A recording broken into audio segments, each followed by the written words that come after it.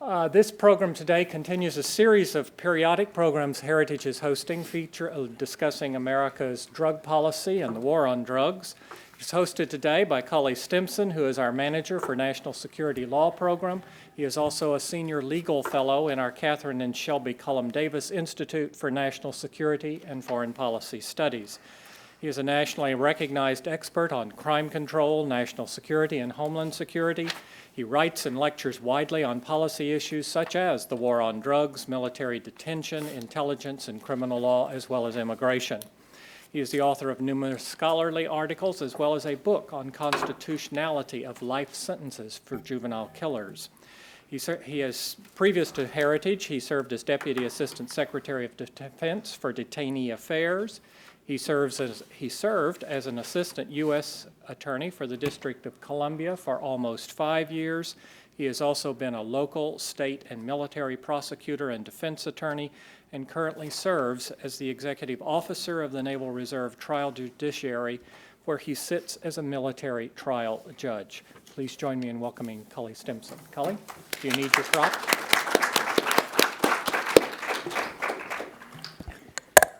Thank you very much, John, and I apologize for the late start to our program. Dr. Bennett's very popular, and in fact, our founder, Dr. Ed Fulner, wanted to stop in and say hello to him. So, you know, when old friends start chatting, good things happen, and we apologize for that. As John Hibbolt told you, this is the third in a series of events here at Heritage where we focused on the dangers of marijuana legalization, the law, the science, and the various aspects of what I think is a radical experiment that's doomed to fail. In our first event, on April the 30th, 2014, I hosted Dr. Kevin Sabet. He, too, is a former official from the Office of National Drug Control Policy in this administration, the Obama administration, and the Bush administration, where he talked about his book, which is also a must-read book, like the book that we're going to talk about today. His book was entitled Reefer Sanity, 7 Great Myths About Marijuana. Kevin is co-founder of Project SAM, Smart Approaches to Marijuana, with former Representative Joe Kennedy. Our second event took place last September and was much larger in scope, and it was entitled Marijuana Policy, Separating Scientific Facts from Popular Fiction. And I hosted that event with Dr.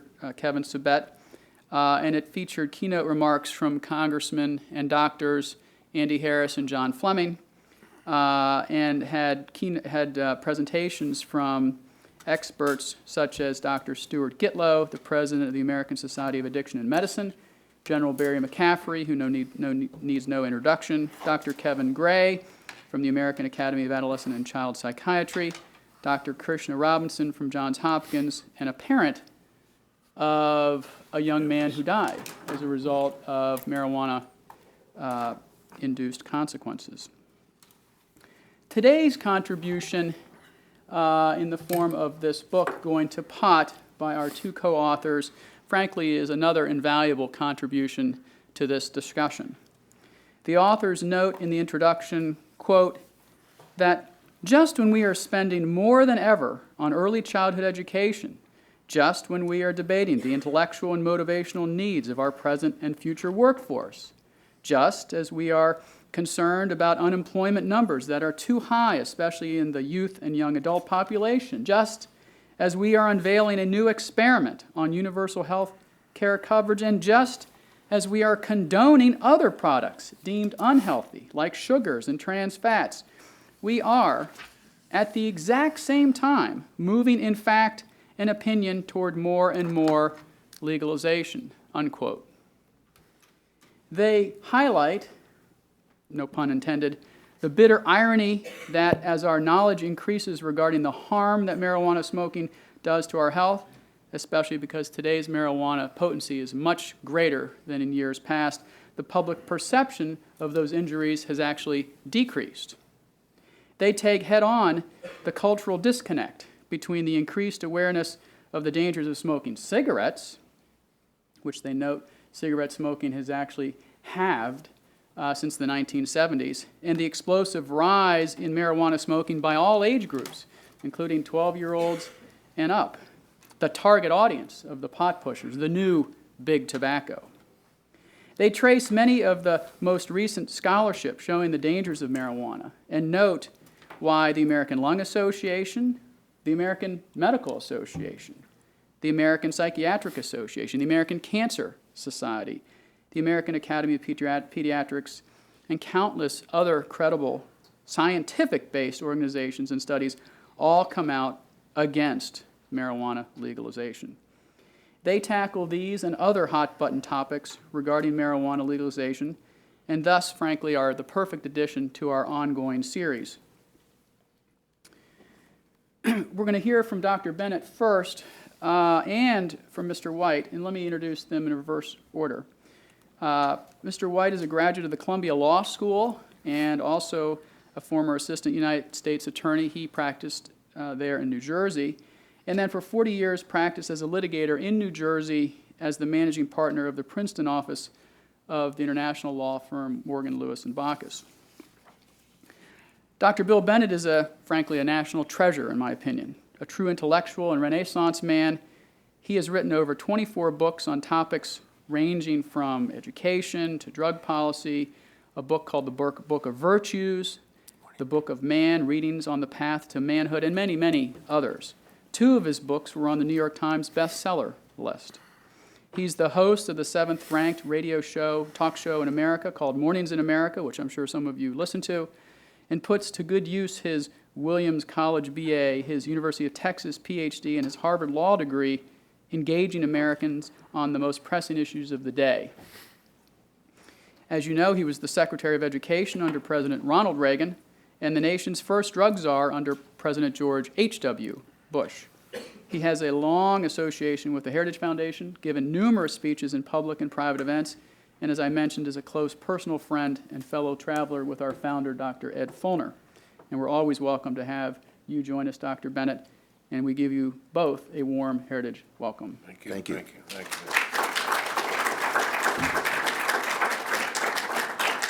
Well, thanks, Cody. Thanks very much. And ladies and gentlemen, hi. Good to be back. And again, I'm sorry. The reason we're late is because of me. I forgot my folder. And yes, getting reacquainted with Ed Fulner. He came in, and I had worked at Heritage for years, and Ed came in, and I was there. And once we remembered each other's names, right, it happens in old age. We had a nice conversation. Okay, never mind. Let me just start by being very brief, because in the interest of time, and then I will ask Bob to make his presentation. I'll follow with a few comments. I just want to highlight one thing about this debate, which is very interesting. I think it's interesting for 2 reasons. I think almost all the evidence is on our side.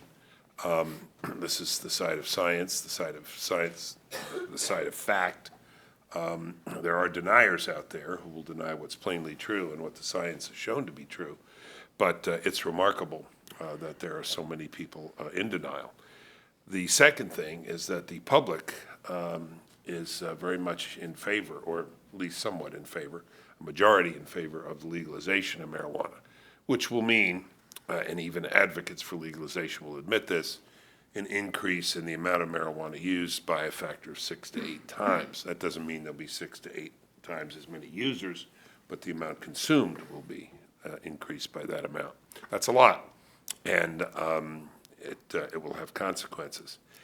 The other thing, and I'll pause here, is that it is a remarkable moment in this debate because when I was director of the Office of National Drug Control Policy, or drug czar, ridiculous title, I could at least refer to my wife as Zarling, and our then 2 little boys as the Zardines. We did not have this research that we have now. The science is overwhelming. You don't have to believe all the science. Half the science will do. A third of the science will do. 20%.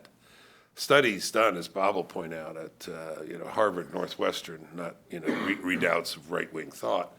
The science is overwhelming as it cites the harms of marijuana, the many harms of marijuana. This at the same time that public opinion is softening. The science is hardening. The science is getting clearer and less ambiguous, and the public is more ambiguous and less ambivalent about, less ambiguous and less ambivalent about marijuana. It wants legalization. How did that divergence occur, where the science is going one way and public opinion is going another? Bob White will explain that, and then I'll have a few very specific comments, and we'll open it up. Yep. Thanks, Cully. Thanks very much, Bill. Thank you all for coming. Over the past several months, I've had the privilege of working with Bill to research and write Going to Pot. A couple of weeks ago, a good mutual friend of ours asked, why did we write the book? And more specifically, why did we write it now? The answer is really pretty straightforward. The legalization advocates are winning the debate. 23 states in the District of Columbia have now legalized marijuana in a supposed medical form. 4 states have fully legalized retail marijuana. The advocates are well organized, they're well funded, and they're well on their way to harming America, particularly our children.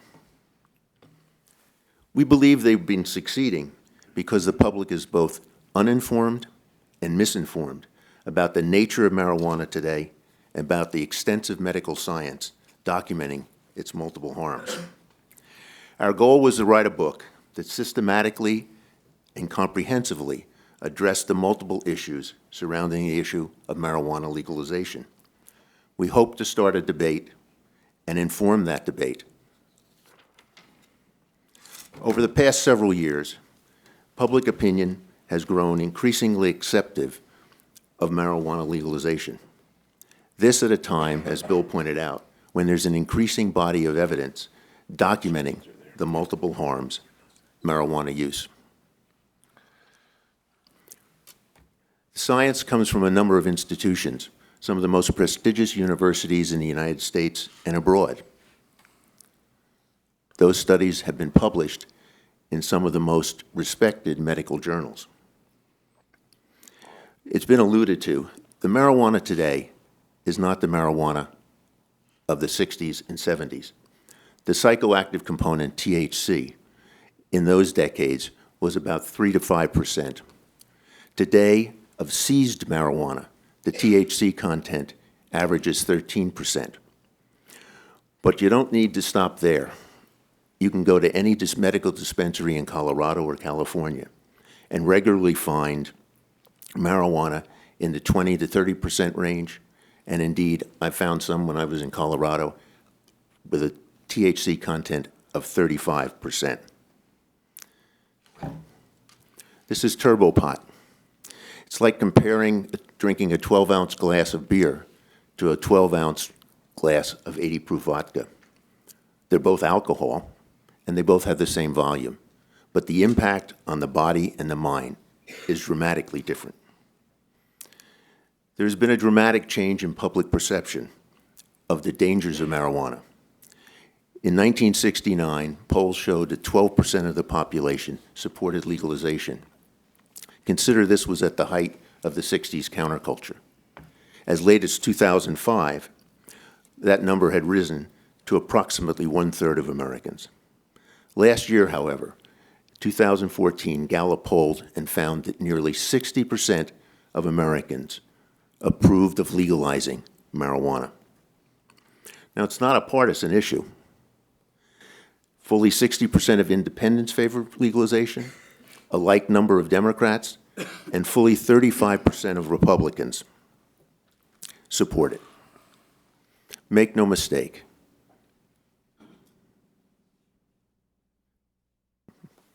Marijuana is dangerous. It affects the pleasure centers of the brain. It suppresses the natural production of dopamine.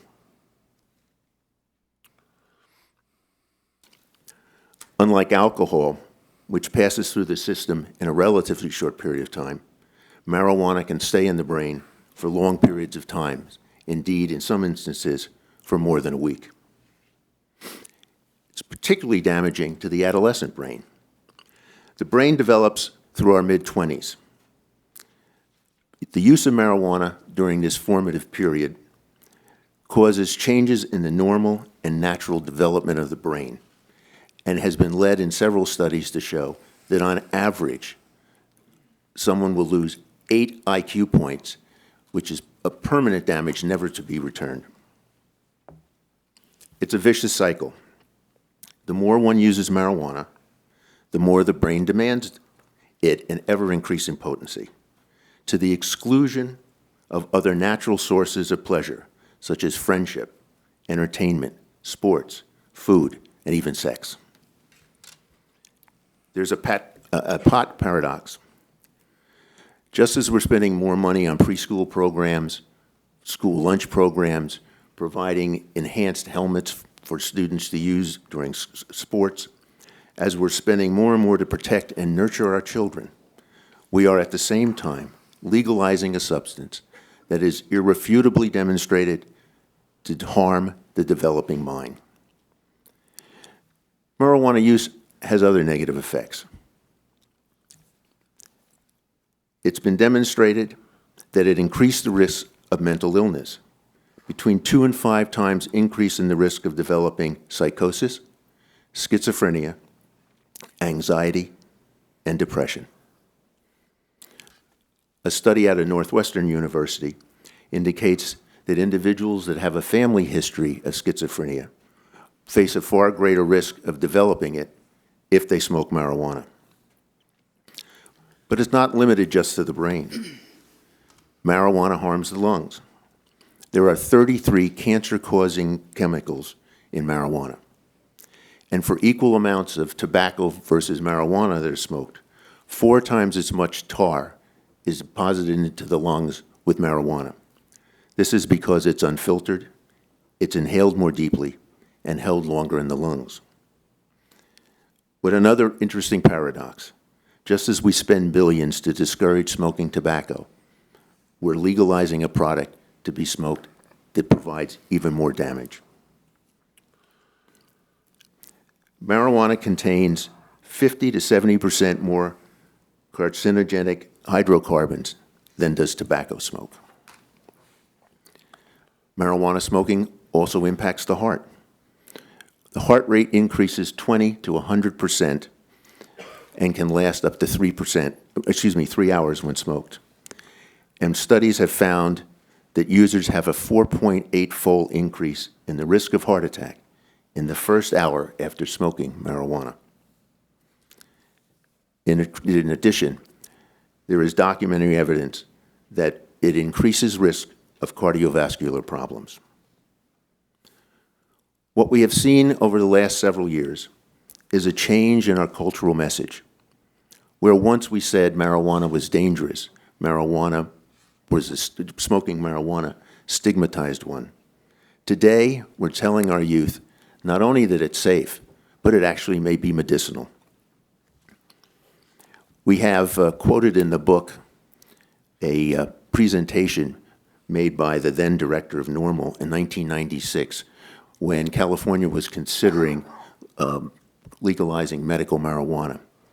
At a rally, he says, and you can see this, by the way, on YouTube, he says, first, we'll get medical marijuana, and then when we have hundreds of thousands of people smoking it, we'll go to the next step and get full legalization. It was a well-thought-out game plan, and it's working pretty well. Medical marijuana has been an effective strategy to advance the legalization agenda.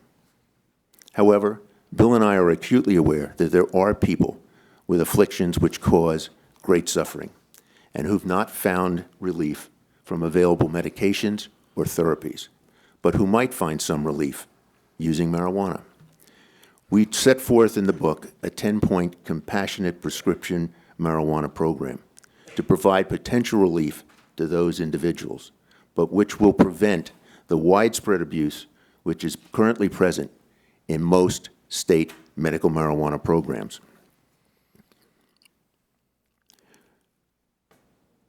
We have in this country a robust regulatory system for the approval of medicines. The FDA has technical standards and scientific evidence which they use to ensure that any medications Americans use are both safe and effective. Defining medicine through legislative fiat or referendum is not medicine. Pot's not medicine.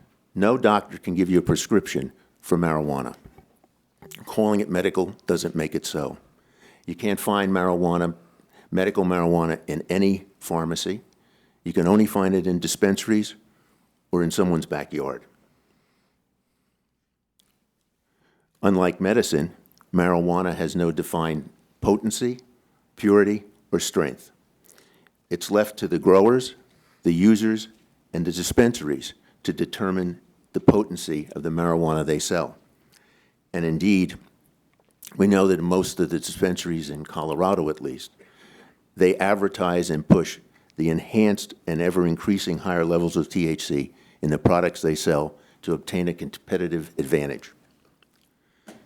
This is a marijuana advertisement from Colorado. I think if you look, you can see that the least powerful, least potent marijuana product being sold has 20% THC. The highest is 27% in this slide. And as I mentioned earlier, if you go to Colorado, you can find 30 and 35% THC content in the marijuana that's being sold. It's hard to imagine that any one medication could possibly help patients with such widely disparate conditions as is claimed by medical marijuana advocates. Those conditions include the pain from cancer, as well as the nausea associated with chemotherapy, glaucoma, Crohn's disease, post-traumatic stress, epilepsy, Alzheimer's, multiple sclerosis, and the wasting syndrome associated with AIDS, HIV.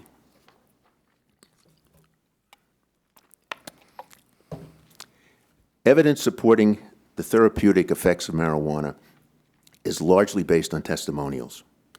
If marijuana does have any therapeutic value, we need to prove it through research that consists of placebo-controlled, double-blind, randomized clinical trials. Now, what conditions qualify one for a medical marijuana card? Well, they vary by state, but in states like California and Colorado, the list of conditions is broad. It is most effective because they include a catch-all, chronic or serious pain. In Colorado, only 3% of the medical marijuana card holders listed cancer as the reason that they wanted the card, and 1% listed HIV. Fully 94% of the medical marijuana ID card applicants listed serious pain. And of those, 74% were males in the age group of 18 to 30. In California, fewer than 2% of marijuana card holders listed HIV, glaucoma, MS, or cancer. There is, however, one common denominator in the medical marijuana states. The marijuana makes its way to children. And this chart showing marijuana use by 12 to 17-year-olds, you can see that in Colorado, the percentage is 9.4% compared to a national figure of 6.7%. Now, Colorado is a very interesting state to study. We know it's the first state that fully legalized and implemented recreational or retail marijuana, and a lot of attention's been given to that. But it's an important state to study because its medical marijuana program, which started small, actually turned into de facto legalization well before the January 2014 implementation of recreational marijuana. The voters in Colorado voted in November 2000 to approve a medical marijuana program. At that time, the program provided that there would be marijuana caregivers who were allowed to sell marijuana to patients, but each was limited to only 5 patients. There were, between 2001 and December 31st, 2008, a total of 5,993 applications for medical marijuana identification cards, an 8-year period. There were no dispensaries. That all changed, however, in late 2007, when a judge in Colorado, in Denver, threw out the 5-patient limit for caregivers. Now, there was no immediate response by the caregiver community. They understood that selling marijuana, particularly in large quantity, was still a federal crime, and where they would be subjected to arrest and prosecution. That all changed, however, in 2009. In October of that year, the Department of Justice issued a memorandum to United States attorneys in every state which had legalized medical marijuana. That memorandum read in part that the U.S. attorneys were to, quote, not focus federal resources in your state on individuals whose actions are in clear and unambiguous compliance with state laws providing for the medical use of marijuana. In response, the legislature in Colorado in 2010 passed a medical marijuana dispensary law creating dispensaries. At that point, the era of medical marijuana dispensaries has begun, and in fact, as you'll see, so had de facto legalization come to Colorado. By 2012, there were 532 licensed dispensaries in Colorado. In fact, in Denver, there were more medical marijuana dispensaries than Starbucks and McDonald's combined. In that period, there were 204,000 new patient applications for ID cards. Now contrast that. For first 8 years before there were dispensaries, there were fewer than 6,000 applications. In the 2-year period from 2010 to 2012, that number jumped to 204,000 applicants. And by the end of 2012, there were already issued 108,000 registered patient ID cards. And to remind you again, 94% of those registered patients claimed severe pain. Now, the advocates of legalization, full recreational legalization, try to argue that if we look at 2014, the first full year of implementation, we don't see the list of horribles that those who oppose legalization said would come to Colorado. Well, in fact, we have seen a number of increasing harm brought to the state. But one of the reasons we haven't seen it quite as dramatic is because with de facto legalization, the harm grew in the 3 years preceding January 2014. We can see in 2011, again, before recreational retail marijuana was legalized in Colorado, among 12 to 17-year-olds, usage in Colorado was 10.72% versus 7.04% nationally. Among 12th graders, the number was 31.2% versus the national average of 22.6%. We know from the Colorado Department of Education that suspensions and expulsions for drug-related offenses in schools averaged and was fairly stable at about 3,800 per year for the years 2007, 8, and 9. Then suddenly, in 2010, 11, and 12, those numbers jumped to over 5,100 per year. As you can see from this chart, a very dramatic shift. But it's not only teens. Young adults were also impacted. Young adults being defined as 18 to 25-year-olds. In Colorado, their usage was 27.26% versus a national average of 18.78%. And the impact of de facto legalization was not felt simply in Colorado. What happens in Vegas may stay in Vegas, but marijuana knows no boundaries.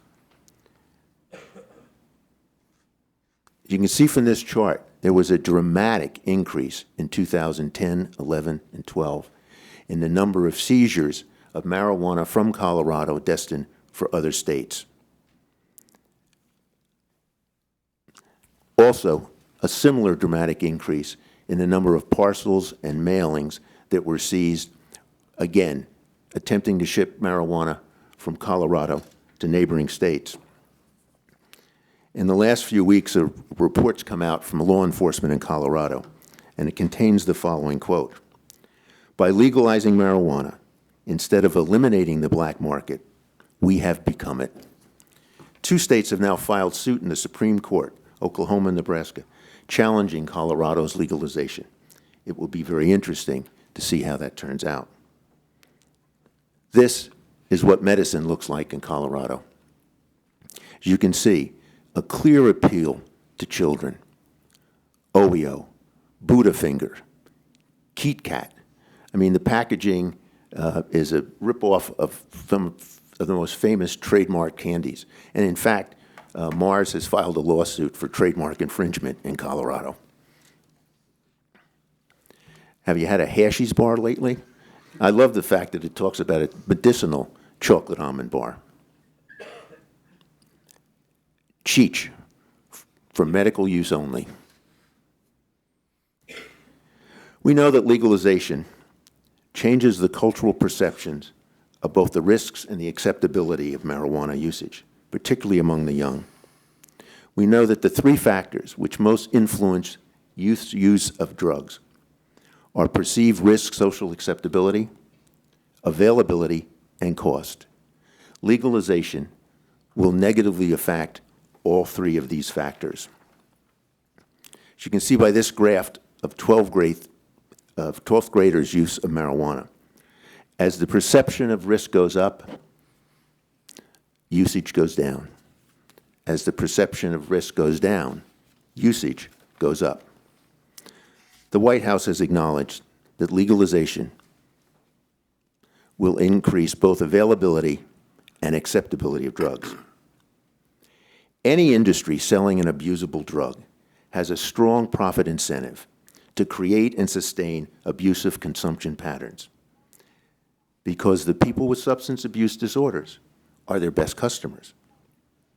For legalized marijuana, we should expect that the industry's product packaging, pricing, and marketing will be devoted to creating as much addiction as possible. We can also expect trade associations to pop up to lobby, and political action committees to provide donations to elected officials to influence legislation which might impact the marijuana industry. We know that with alcohol, that the heaviest users, the top 10%, consume 50% of all alcohol consumed. We know that the top 20% consume 80% of alcohol consumed. The same is true of tobacco, and the same will be true of marijuana. There have been multiple estimates about how much additional usage there might be with legalization. One such estimate suggests 4 to 6 times as much cannabis to be consumed after legalization as is consumed now. That's because of the principal factors of increased availability, lower pricing, reduced stigma, and personal risks such as arrest. The basic factors that most influence youth's use of marijuana. But marijuana is already a big business. In 2013 in Colorado, the medical dispensaries sold $320 million worth of marijuana. And the billionaires and venture capitalists are jumping on board. As we note, the former CEO of PayPal, Peter Thiel, has invested millions in a venture fund that's dedicated to marketing and selling marijuana. There are a lot of folks that believe that the future is going to be full legalization, that there will be big marijuana just as there's big alcohol and big tobacco, and they want to get on board. Indeed, Bill and I have a mutual friend who told us that her investment advisor called and said, "I don't know how you feel about marijuana, but I'll tell you, a lot of folks are advising you get in on the ground floor because it's going to be big." Let me end by providing 2 quotes from the governor of Colorado, Governor Hickenlooper. During a debate in October of 2014, he termed the full legalization of marijuana as reckless. And just last month, on CNBC, he said, "If I could have waved a wand the day after the election, I would have reversed the election and said, 'This is a bad idea.' Indeed it is." I thank you. We have, in addition to the book, we've established a website, goingtopotbook.com. We welcome you visiting it. We will continue to post new developments in terms of science and developments with respect to political action and activities. And there's an area for comment or a way to contact us. Thank you very much.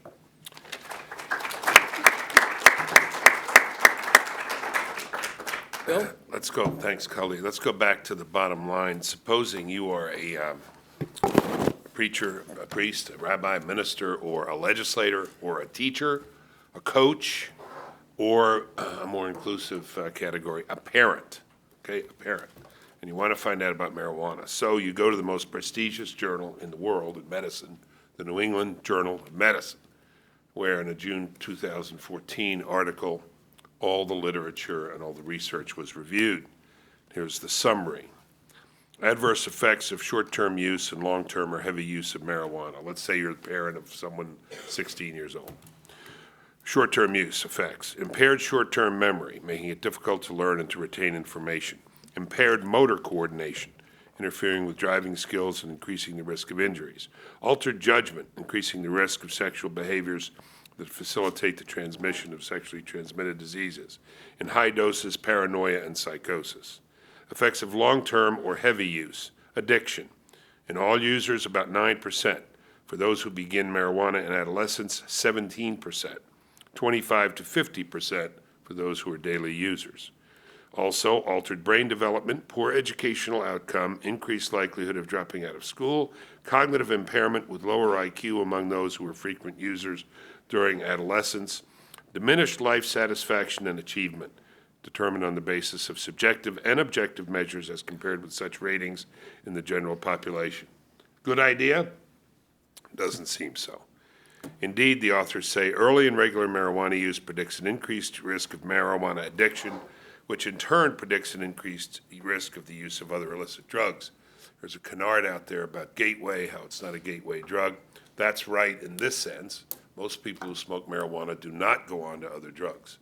But people who use other drugs, regarded sometimes as more serious drugs, almost all start with marijuana.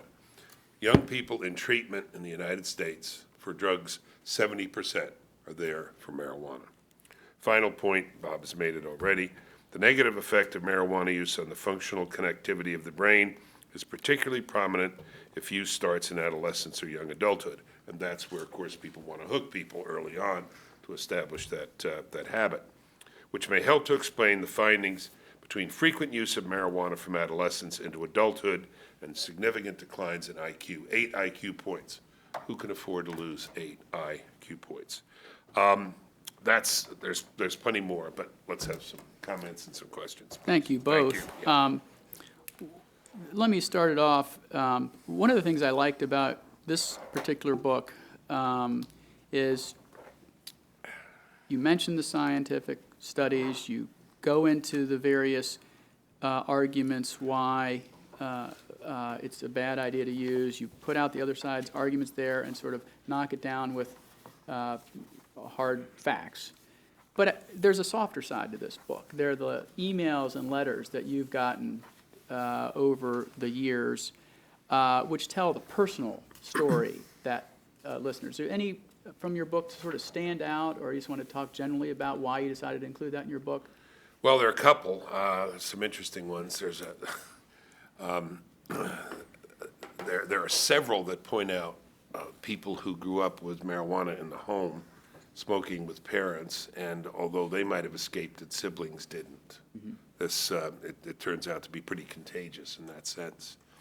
And then there's an odd story of a couple in their 60s who are going to a concert in Colorado and decide to toke up for the first time with new marijuana. They had done it in the 60s and 70s, and they each had a couple of puffs and could not get out of the car. This is reminiscent of Maureen Dowd's famous, now somewhat disavowed column in the New York Times, in which she talked about her usual stay in a hotel. This was in Denver, where she said she'd, load up on Chardonnay in a movie to relax. This time she bought one of the candy bars of the sort Bob was describing. And she took several bites of it and said that she then curled up in a ball and thought she had died. Mm-hmm. Again, this nostalgia about the 60s and 70s marijuana. This is not the marijuana of today. I think the other one, the one that I think I'm just so attached to, is this essay in the Atlantic magazine by a woman named Leah, who talks about her father, who didn't die from it, didn't become psychotic, didn't become paranoid, didn't become violent. But she said, I just remember so many times he forgot to pick us up, how many flat tires we had from running into curbs, how many forgetful things occurred, and wondering whether Dad would show up or not and what kind of shape he'd be in. This kind of misdirection. You know, I'll end with a quote. You ended with Hickenlooper. I'll end with Jerry Brown, not someone I quote often, the governor of California, who said, you know, when they asked him about it, he said, you know, we got some big challenges in the United States. We got even bigger ones in California. I'm not sure we're going to meet them unless we're focused. And I don't know how we're going to meet them focused if a third or a quarter of the population is going to be buzzed half the time. That's a pretty good thing. You got to be able to see things like unemployment and ISIS and educational outcomes clearly and in a focused way. And this is not the way to get there. May I add? Please, Bob, go ahead. One of the other reasons we included the personal stories is that medical marijuana has been sold by anecdote, by appeal to how could you be so heartless, you're denying these people who are suffering relief. I happened to catch Friday night CNN, not a channel I watch that often, but it was Sanjay Gupta with his two-part program, Weed and Weed 2. And prominent throughout were children who, he said, had received relief from their suffering only through marijuana. The medical marijuana advocates use people and stories to sell the notion. And we thought that it would make sense to do the same with those who can highlight the damage that it's done to them, their loved ones, their family. I have a compound question, and I'm going to turn it over to the audience for their questions. And it gets really to the big question. Why is this dichotomy happening? And let me sort of break the question down.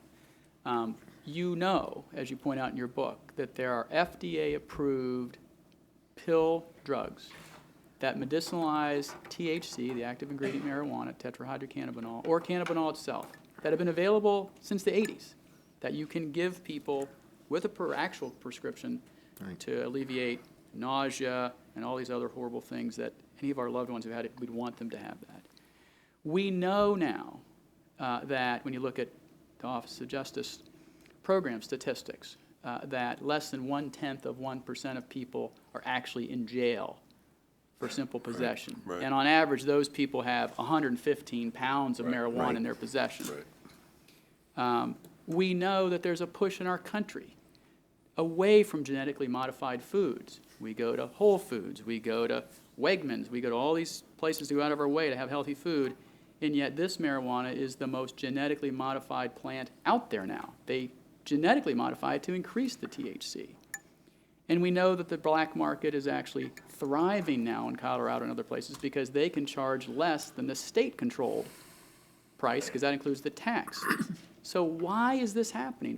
Why is it happening, and what is the solution to reverse this trend? Couple of guesses. First, some maybe somewhat funny ones. This came up the other night. A group was talking, and someone said, the reason you got a majority now is more people are smoking pot than you think, Bill. That's who's registering in the survey. And he said, I understand they may repeal that statute, which allows for legal marijuana in the state of Washington, since the play call on a 2nd and 1 with Marshawn Lynch in the background, and you call a pass, that suggests that people are not thinking clearly. They're not thinking in a focused way out there. But I think rather, I mean, I learned this from radio, doing radio now, if not before. A very good marketing campaign, as Bob described. You're for medical marijuana, you're for legalization because you want people to have relief from pain. As you said, there are other ways to do this. But who would deny Charlotte, this little girl, her medicine, her relief? Again, most of the people who get marijuana are males between the ages of 18 and 25, 95%. But look at it this way, too. I have common sense. Several doctors have said this to me. Does it really make sense to you if you go to medical school, you have a specialty? This is, even though you're not a professional, does it make sense to say, well, the best thing for you if you're hurting is to light some dry leaves and inhale the smoke? Does that really kind of make common sense to you? I said, you say not really. So, I think people can be persuaded on this. The one thing, two things American people don't want to be called is bigoted or heartless. And I think this appeal, this argumentum ad misericordiam, has had a great effect. No, I agree. Folks, if you could identify yourselves by raising your hand and then give us your name and ask an actual question, we'd be most honored to hear your question. And we'll start in the back with Mr. Larkin. Thank you. Paul Larkin from the Heritage Foundation. Sir. Does your book address the effect of medical and recreational marijuana initiatives on highway and roadway safety? Yeah, we have what statistics are available. There was just one that came out the other day, Bob. Right, one came out from the National Transportation Safety Board. It's sort of a mixed result. It shows that drunk driving for alcohol has dramatically decreased since 2007, but it's doubled for drug use, including marijuana. The statistics are a little difficult to come by in marijuana. As I indicated earlier, marijuana, unlike alcohol, stays in the system for a long time. And the legalization advocates say, well, the fact that you found some trace of THC in the body could have used that 7 days ago. He's not still impacted. You can't use those statistics. We don't have any standard. We have a standard for alcohol. Nationally, it's 0.8%, and you're intoxicated. 0.08. 0.08, excuse me. Yeah. 0.08.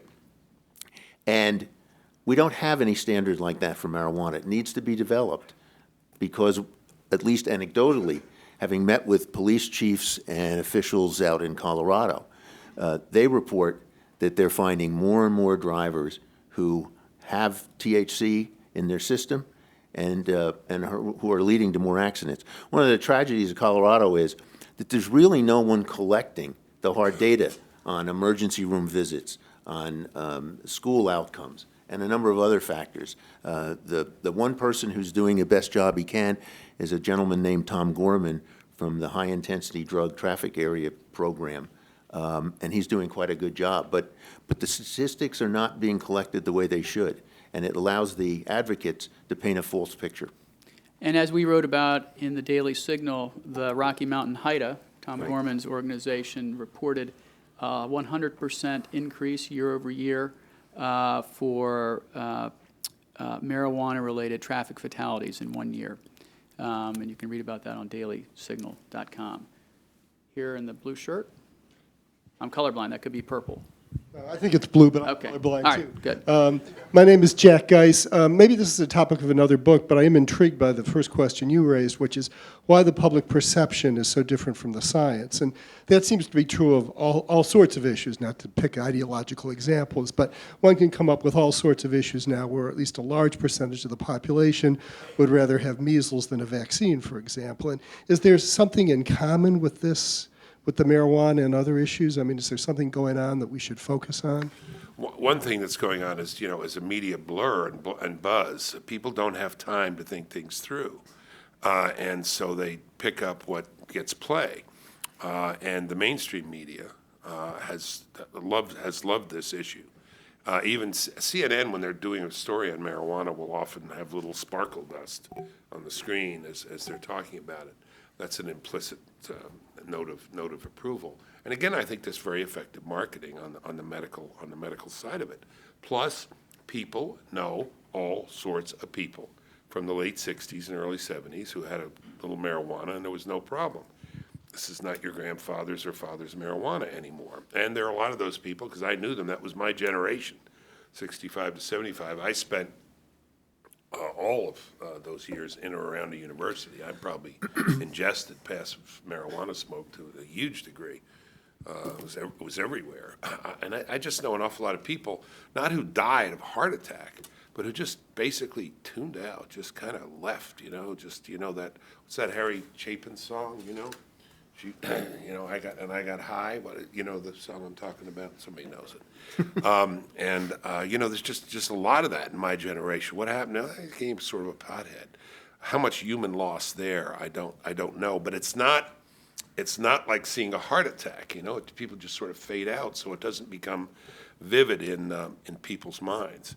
But one way that we've noticed to get people's attention is to say, when you're watching TV, cable particularly, how many times have you seen Pax Prentice talk about the treatment center in Malibu? How many ads do you see in the middle of the night for treatment centers? This is a big problem in America. There are a lot of people in treatment. The thing that does puzzle me the most, though, is related to your question, is why the parents of kids who've had these troubles aren't just raising hell. Why aren't they like MAD, Mothers Against Drunk Driving? Maybe you have an answer to that. Mothers Against Drunk Driving, parents of kids with special educational needs raise holy hell, and they're on the Hill all the time. I think there's a degree of embarrassment about it. I'm not wanting to talk about it, not wanting to admit it, but it's there. You want to say anything? May I just added, Sure, if I could, sure. just recently added drugged driving to their list of horrors from drunk driving. Yeah. Yeah, Yeah. Bob, I I'm think sorry. one of the other reasons we see the disconnect is when states who are coming up to have a referendum. Great question. The expenditure on behalf of the legalization advocates dwarfs the money that's spent on the other side. In Florida, they voted down medical marijuana in this past election, but don't get too happy. 58% of the population voted in favor of it. It required a 60% vote to pass. But these expenditures were over 8-1 in favor of the legalization. It's big And money. the only reason that the opponents had the money they had is because one donor donated $5 million, Sheldon Adelson, to oppose it.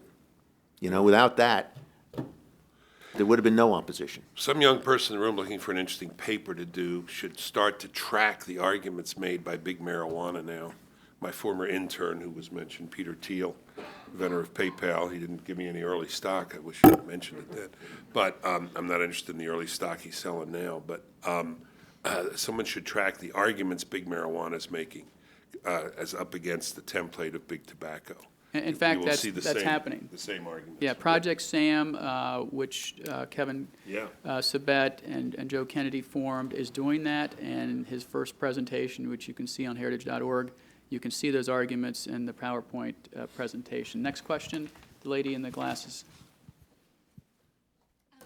Yes, this is Sharon Bovat, voice of a moderate. A quick comment. In about 87, I was called in for a federal drug test 2 days after I went to a Grateful Dead concert in the Oakland Coliseum. And I respect your comment, Mr. Bennett, because people need to be aware of the consequences about, future employment. My question today is about post-traumatic stress in the veterans. I'm doing an article about marijuana and PTSD because the VA has really, in a nice way, messed up. The vets are angry and they want to self-medicate with marijuana. What are your comments about that? I'd come back to what Cully said. I'd be interested in what Cully would add to it. There are ways to do this without smoking these leaves and endangering yourself in that way. There are lots of ways to get rid of pain, and Marinol is one drug, and there are other drugs as well. And Sativix is being fast-tracked by the FDA. The only thing I would add to the veterans comment, and as a Veteran. not speaking as a Navy captain, though I am one, I'm speaking as a person who's been to a lot of courts-martial as a judge and a prosecutor and defense counsel. PTSD obviously is real. And I think the VA, setting aside the scandals and the stuff from last 2 years, I'm sure they're being lobbied by the pro-pot pushers to introduce that, because that would mean more money for them. I mean, it's not surprising that the big tobacco companies have very quietly taken out domain names so that they can eventually own big marijuana, which would be the big cash in for the entrepreneurs now. That's what they call themselves, the entrepreneurs. The biggest, let me just say, Go ahead, the Bob. the biggest individual contributor to the pro-legalization movement is George Soros, a man who knows how to make a buck. This lady in the front, please. He's got some land he doesn't want to sell you. My holding on to it. understanding is. Your name, please? Mary Carrick. My understanding is that in the states where it's legal, it's like alcohol, where you have to be either 21, I'm thinking, or maybe 18. So it's for adults. And hearing arguments that's good for the children reminds me of what I hear from liberals who use the same argument to me that I shouldn't be allowed to have a handgun. Never mind that I don't have any children. And also, if you're saying that the children to get their hands on it, well, the same thing happens with alcohol. It happens with prescription drugs. I read recently that the biggest abuse of drugs by children is their parents' prescriptions. And somebody you were mentioning the FDA and all these medical groups being against marijuana. I think part of that could possibly be that something like marijuana, just like herbal supplements and what they call traditional medicine, you cannot get a patent. So there could be a profit motive because Big Pharma is known for trying to get people in this country on as many drugs as they possibly can. And I know that's true because when I go to a doctor, they're flabbergasted that I'm not on any prescriptions of any kind. Okay, you said a lot of things there. Let me try to pick up on a couple of them. Look, there's this argument about tobacco and alcohol, and I think it's a pretty bad argument. This is what the president has said. It's no worse than alcohol. He said two things to our knowledge about marijuana. One is it's no worse than alcohol. Second, he said the desserts at the White House are so good the chef must be putting crack in it. Not helpful, I would say, particularly.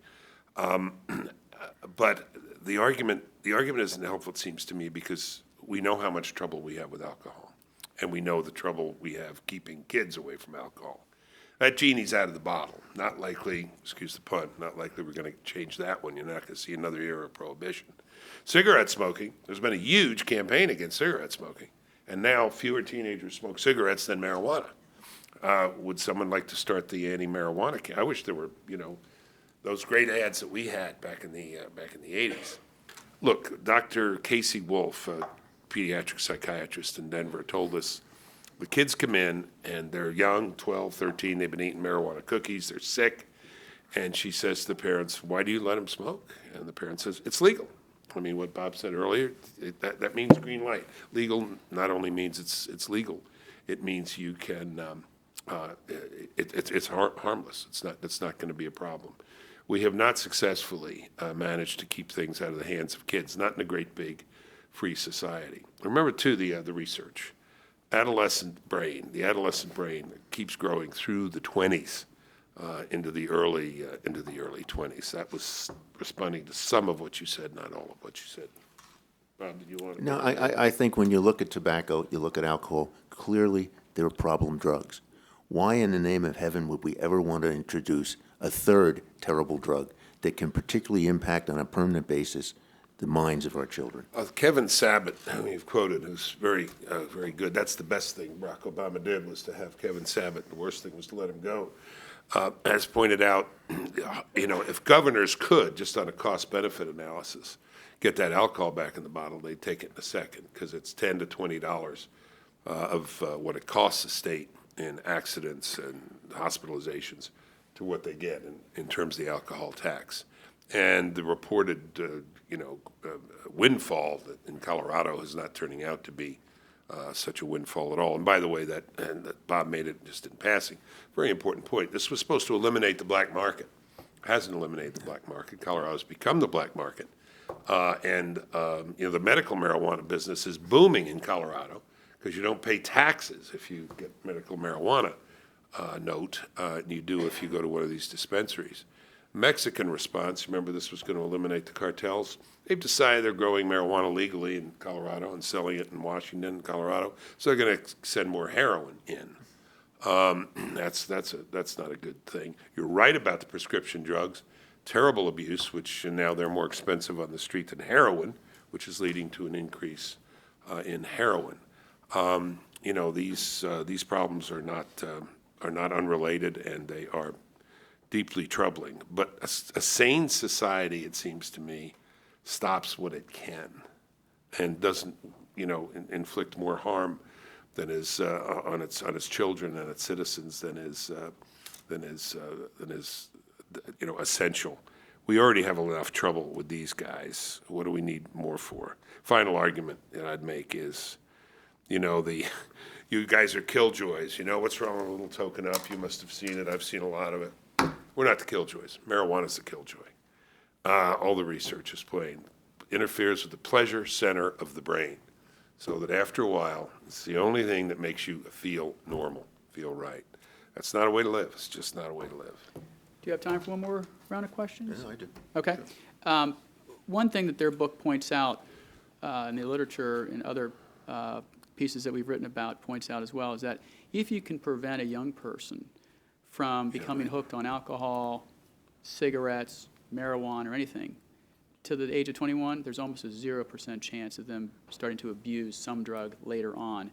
And the other factoid that's out there that was pointed out, I can't remember what's in your book, but it's in other books that we've featured, is that there are more adolescents and young people in treatment centers for marijuana than all other drugs, including prescription drugs combined. So that's disturbing. Last question? Gentleman here in the middle. Please wait for the microphone, identify yourself, and ask a question. Hermes Levy. I have just two questions. One of them is the argument in favor of helping for the pain. How solid is it? Are there not any substitute? Can we use something else other than marijuana? That's the question. And the second thing, do you think that this could be an attack, a disguised attack against the American people? I don't think it's attacking the American people by a foreign power. I think it's attacking the American people by American people. You know, the problem with socialism is socialism. The problem with capitalism is some capitalists. And, you know, I just don't think you should. What was it Rhett Butler says in Gone with the Wind? You know, he trades between the North and South and sells arms both sides, and says, you know, some people make their livings by trying to help civilization. I make it on the wreckage of civilization. There ought to be a better way to make your living, and I'll tell Peter Thiel the next time I see him. Yes, we mentioned, Cully mentioned, I mentioned, Bob mentioned, there are other drugs, Marinol and so on, but we allow in the book, because we just want to take this thing off the table. If you've got some horrible affliction, cancer, some wasting disease, doctor believes, you know, you've tried everything and nothing else will work, you go through a proper medical protocol and you get a prescription, okay, you know, but that's not what this is about. You know, when a reporter for the Arizona Republic, you know, went to these dispensaries and just sees all these guys yucking it up on the way there, yucking it up as they get out of their cars, going in, getting the stuff, going back. This is not a hospital. This is not medicine. So let's stop that ruse, that canard at least. Yeah, I know you'll be happy to know that in Washington and Colorado, dispensaries now have vending machines where you can get your marijuana. Please join me in thanking our panel. Thank you.